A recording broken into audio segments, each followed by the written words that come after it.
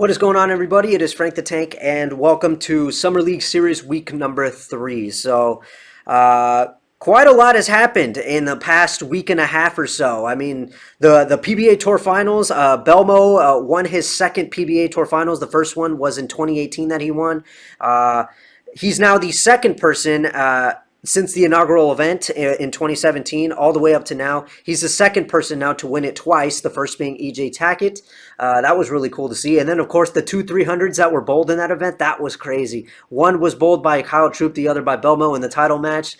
Insane. That has to be the best PBA Tour Finals ever, and I don't know if they'll ever be able to top that. It could be a while, but that was really, really awesome.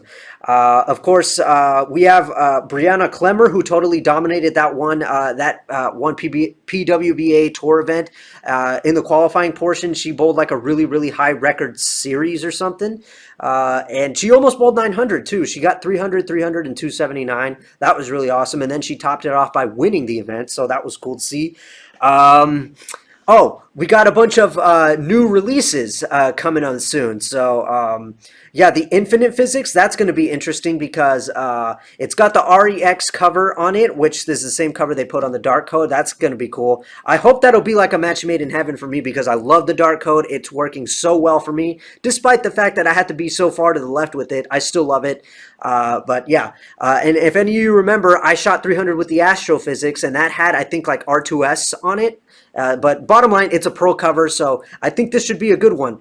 And then what else? Oh, the Idol Cosmos. That's another interesting one. It's the pro version of the Idol Helios. Of course, I'm not surprised. I mean, due to the overwhelming success of the Idol Helios, how many people have been bowling 300s, 700 series, 800 series, the two sanctioned 900 series were bowled using the Idol Helios.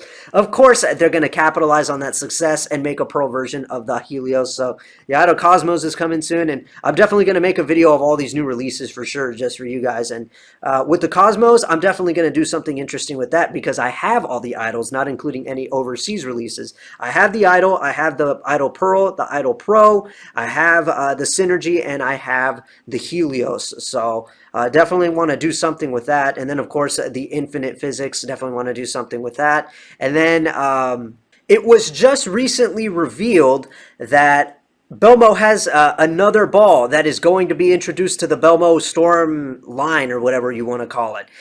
It's called the Fate, I think. He thought he could be all sneaky with us, and he uploaded a clip of him using the Infinite Physics and talking about it on his social media pages, his Facebook and his Instagram. And yeah, he thought he could be all sneaky with us, and that's where they unveiled the Fate. So, and you could see the Belmo logo on it too. So there's another ball right there, and that's going to be interesting. I definitely want to make a video of that for you guys because I have the Trend 2 and the Trend at the ready. I don't have the Pro Motion anymore. I don't have the Timeless or the Drive. I do have them, like another set of those stashed, but I will not bring those out and drill them. Those are for display purposes only. So it doesn't really matter anyway because, you know, who has the Timeless and the Drive anymore? And then the Pro Motion is getting to a point now where hardly anybody has it anyway. So I feel like it's just better to work with the Trend and the Trend 2 and use those in a video with this new Fate bowling ball that is going to be coming out. So that's going to be really, really cool. Also, just to bring you up to speed, for this week, I decided to put the decision making on the 3 bowling balls that I'm taking to league in the hands of you guys. So yeah, as usual, I put up the community post, and you guys vote on the 3 bowling balls that I should take. And I think it's kind of funny what you guys voted on, and it's kind of a coincidence, and you're going to see why. Check this out. So for ball number 1, you guys voted on the Phase 2. Once again, it finds its way back into the bag, but I'm not surprised because, you know, who doesn't love this ball? It is amazing. It's versatile. It is everything. It's good for it. Pretty much anything. It's good to take to tournaments. It's good for league. It's just all around one of the greatest bowling balls ever made. And the fact that it is still with us today, people are still using it. I mean, and then I think Storm recently uploaded some kind of voting poll on which is the greatest bowling ball. And the Pitch Black is on there, the IQ Tour is on there, and the Phase 2 is on there. And the Phase 2 is just winning it. with like it is just running away with it when it comes to the vote count. But yeah, phase two is back in the bag once again, and we move on to ball number two. The next ball in the bag is the trend. Uh, I recently just had it added back to the arsenal, and I wasn't too surprised that you guys voted on this one to come with me to league. It's a fantastic ball. We all know that. It sucks that it's no longer really around with us, but I'm sure there are a lot of people still out there using it. It hasn't gotten to that point where, it's totally gone and no one's using it. And of course, I had to go all out with it, partly because obviously, with a ball like this that doesn't get made anymore, you just have to get the most out of it. And that's why I went with 60 by 5.5 by 60. The other reason being that it has R2S Pro Reactive on it. Again, R2S is known for the length. And if I'm going to get a bowling ball that has too much length on it, then I need it to hook down lane. I need it to have a strong hook reaction. So that's why I went with that, because obviously 60 by 5.5 by 60, you'll get maximum flare. And yeah, I have no problem with this ball whatsoever. It is just perfect. So the next ball in the bag is the Trend 2. So yeah, this is going to make for an interesting night, because we have the Trend and the Trend 2 in the bag. So you guys already know the Trend 2. You guys are making it like very obvious that you love this ball. It's very clear, because I believe I took it to week 1. And of course, here it is back in the bag again. So I have no problem with that. I'm not complaining. I love this ball. So this one has a little bit more of a different layout. It's still pinned above the bridge, but the mass bias isn't kicked out to the right as much, as you can see. There's no mass bias to show you because it's a symmetrical piece, but who cares? So yeah, Trend, Trend 2, and the Phase 2. Now let's get on with it and let's see exactly what we did. All right, everybody, here we go. For week number 3, we are on lanes 7 and 8. And you're not going to believe what I just found out. So I looked at the paper, right, for to look up the schedule, like where we're going to be for next week, and we're going to be back on lanes 1 and 2 next week. Why? Like, oh my God. This is what sucks about being in a league that doesn't have a lot of teams in it.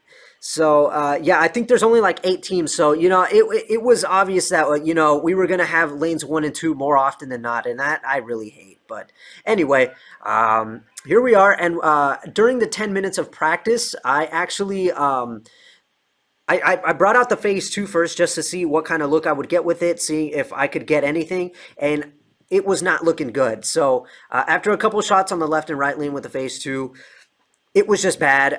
It wasn't giving me what I was looking for, so I decided, okay, we'll start with the Trend 2, and then if things start getting a little tricky, maybe I'll switch to the Trend, because obviously, pro cover, that's like a textbook kind of thing in my opinion. So yeah, here we are on the right lane, and we're going to start off with the Trend 2.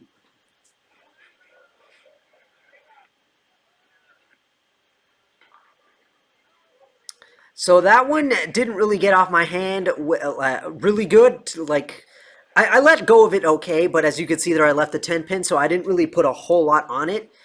The speed was okay. It wasn't that great, but that was a pretty light hit.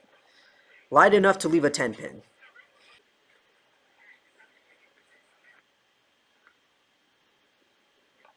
Well, it's nice to know I haven't lost my momentum when it comes to sparing the 10 pin. All right, frame 2, left lane. Not bad. Form was a little strange, but hey, it worked. We got a strike, and might I add, for both the left and the right lane, I'm standing on 22 and a half. So looks like things are working out okay so far. All right, frame 3. That's a little left of target. And it makes sense why I left that pin. You could clearly see that left of target. It had a little hold, but not enough to take out that, I don't even know if that's the 4. I think that's the 4 pin. So the big question here is, do I whiff on the 4 pin like I did last week where I whiffed on the 4 pin 2 times? And I do not, because I went practicing. Remember how I talked about that? You got to practice if you at least want to stay in form and not lose whatever it is that you learned. That was a fantastic shot. The footwork was good. The swing was good. The wrist was cupped. Nice delivery. Form at the foul line was perfect. Nice strike. See, that is what I'm talking about. That is what I'm looking for. That is what happens when you practice.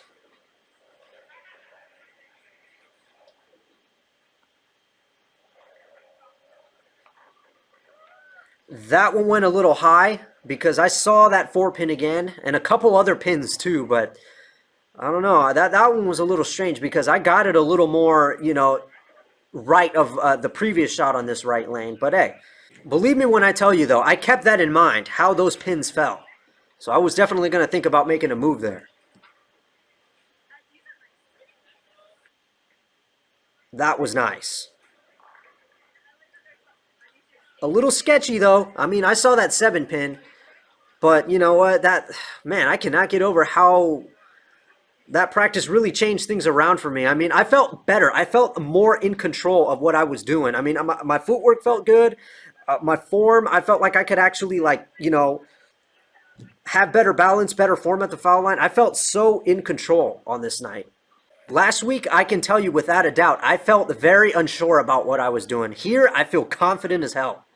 All right, so for this next shot right here, what I decided on was that I was going to put a little more juice on it so that, to increase the speed because I felt like that's what the problem was. So still standing on 22 and a half. I didn't make any moves to the left or the right. I just put more juice on it. And you could tell based on my form there, I kind of I put too much on it. What I felt was too much on it, and then I fell out of my form there. But hey, it worked out in the end. All right, on the left lane now.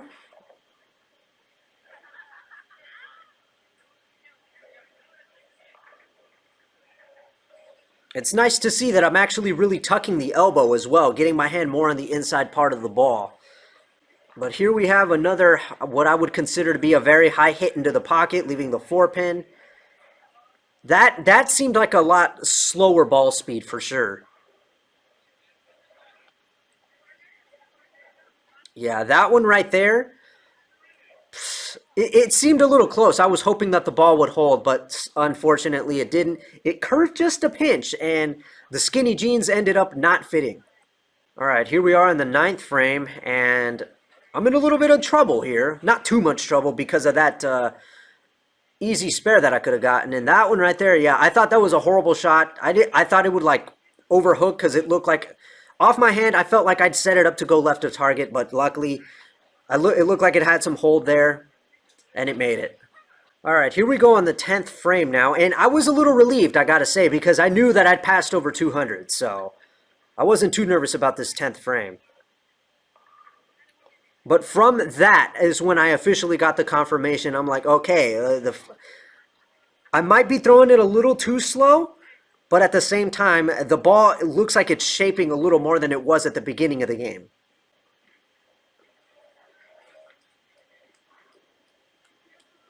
I honestly thought I was going to miss that because did you see that pin slide over? I think that was the three.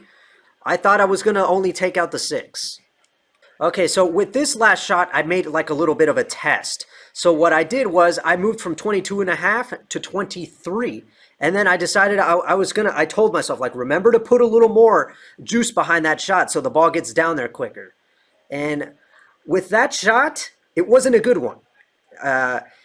You could see that it kind of got to the right a little early, but luckily, it kind of worked out. I saw that 10 pin and I was like, screw it. But, from that, I was able to kind of get an idea of what I needed to do for the next game. I wasn't going to make a ball change. I was going to continue with the trend, too, because I felt like there wasn't enough of a, change, I guess we could call it. There wasn't enough of a change going on with the lanes or anything that would make me want a ball change. So I felt like the trend 2 was still okay to use. So as we finish off game number 1 with a good 217, really great start, we start off game 2 on the left lane, continuing with that trend 2 on board 23. And clearly from that, I'm like, okay, I think I got something here. Now we got to try the right lane on 23. So I decided, to risk it and move to 23 on the right lane, even though, I had no idea what was going to happen. But it turned out incredibly. And now I have back-to-back to open this game up. But I was thinking to myself before I took that shot on the right lane, this might end up getting me a light pocket hit, so I might leave a 10 or something. But no, it worked out. So I had my plan here: stand on board 23 for this game until something different starts to happen. So yeah, that shot was a little left of the target, and not only that, it was kind of slow as well. So now we have a split to deal with.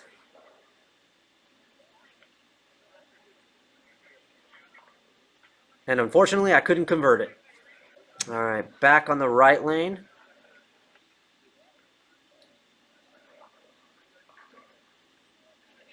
I don't want to say that that one was left of target. It seemed like it was right where I wanted it to go, but I don't know. Maybe it was that it was a little, the ball speed was a little slower. It didn't look like I put a whole lot of hand on that one.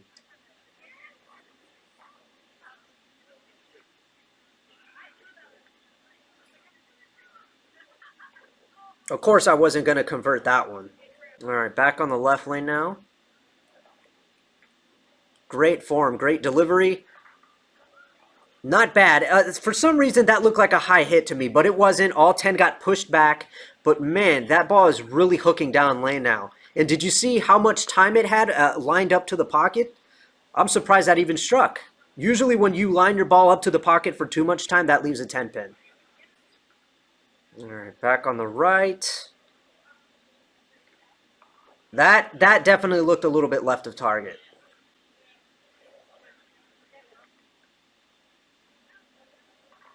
3-6-10, no problem. Fell off on my form there. See what I mean? Like that seemed a little slower. I'm not gonna lie, the ball speed seemed a little slower, but man, that ball really, really picked up there.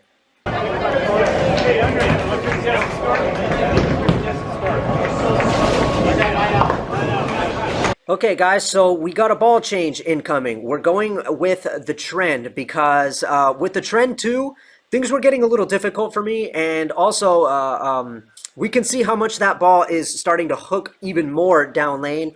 Clearly, I was going to have to start moving left with that ball if I was going to continue to use it, but I didn't want to do that. I wanted to continue to stay in the same spot, that spot being board 23, because I like playing from there. But obviously with the trend 2, that's not going to happen. So I switched to the trend because I know it's going to get further down the lane and it's not going to have that massive amount of pop like the trend 2. So trend on the right lane, standing on 23.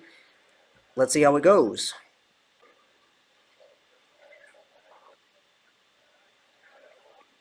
Not the greatest form ever, but you can see it got further down, got around the corner nice and easy. Exactly what I wanted.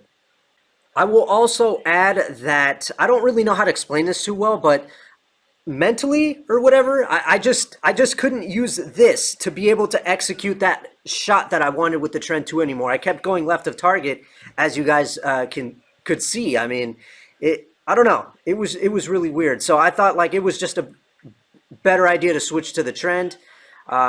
Because like I said, I knew what it was going to do. I could still stand in the same spot on board 23 because this ball will get further down and it won't hook like crazy. It'll have more hold, I guess. So that's what I decided on. I really did not want to have to move to the left with the trend 2. I felt like it was just too risky. And here we have a very nice pickup of the 10 pin. Textbook stuff. And back on the right we go. Nice. Very nice. That is what I like to see.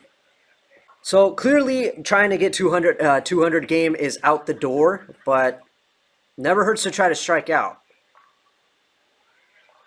I got lucky there. There was some hold there. I know I got that ball a little like off my hand. I knew it was bad. You could see by my reaction, but luckily there was some hold there. The ball made it to the pocket. Can we strike out for 191? Yes, we can. Beautifully done. I'll tell you what. The trend 2 and the trend make a great 1-2 punch. I mean, even though the trend 2 is a hybrid cover, it still, I feel, is a good 1-2 punch. I mean, the trend 2, obviously being the more aggressive ball, you'd want to start out with that. Proved it here. And then when things start getting a little crazy, pick up the trend because it's a little bit, softer around the corner compared to the trend 2, and it gets further down. Really fantastic. So we end game 2 with the 191. That striking out in the 10th frame definitely saved me from making the game any worse. And here we go, continuing. I definitely put a lot more on that one. You could see on the downswing, I put a lot more power on that. I want to say I put a little bit more revs on that too to get it to come back. Because of what I did on the 10th frame in the second game, I definitely wanted to stick to that, and it was working out quite nicely. All right, second frame, left lane. That one has a little more speed on it. All right, third frame.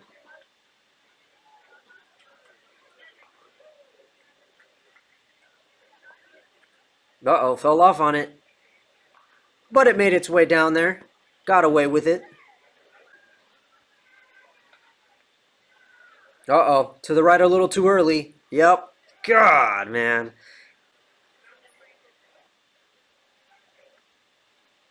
And I couldn't convert that split either. All right, fifth frame. I messed up the release on that one. I could clearly tell by where the holes were when the ball was traveling down the lane. And if that wasn't enough, you could see how the ball didn't really want to come back. So that one looked like it had a little more of a forward roll to it. Yeah, I definitely was not in the mood for picking up my spare ball for that. I mean, sometimes you just got to play it safe. There's no strike against you if you do that. So,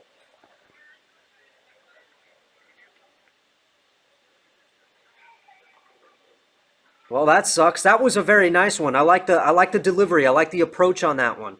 The form at the foul line, but I think for that one, if you look at the way the ball was traveling down the lane and how it didn't want to get back. Not only did I put a whole lot of speed on that one, I remember I think the thing said like 16.4, and usually my bowling ball goes down there like at 15.9, so big difference there. But also, I'm pretty sure that the ball was probably flaring over the finger hole a little bit there because the ball didn't even want to come back. So it could have been a little bit of that and a little bit of, I put too much speed on that one.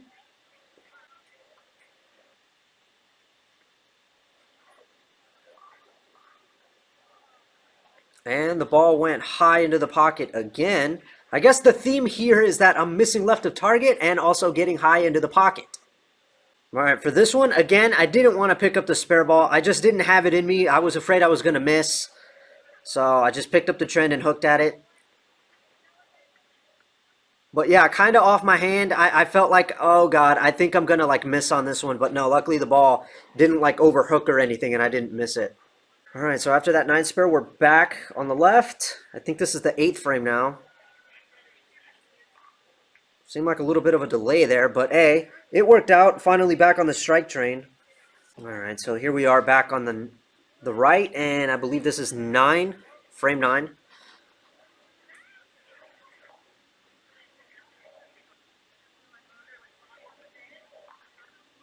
And we leave a 10 pin. And we pick up another 10 pin. Thank Christ. And I definitely felt a little better on this night because it was, I think, around this point that I realized, holy cow, I eclipsed the 555 series and the 525 series that I got in the first 2 weeks. I'm close to the 600, so I was like, thank the Lord, I finally got a 600 series for this league. Okay, we finally made it to the 10th frame. I need to strike out in order to get over 200. Good shot, good form, but it's not happening. So we're not getting over 200 for this final game. That kind of sucks. But at least I got into the 600 series, I think. I'm not even sure yet. I don't know how to do the math. But I do have a question for you guys. Maybe you can help me out here, because I still haven't figured this out myself.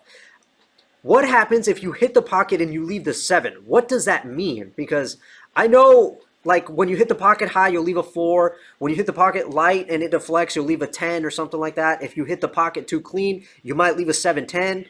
What does this mean? If you hit the pocket and you leave a 7, what does that mean? Okay, final shot in the 10th.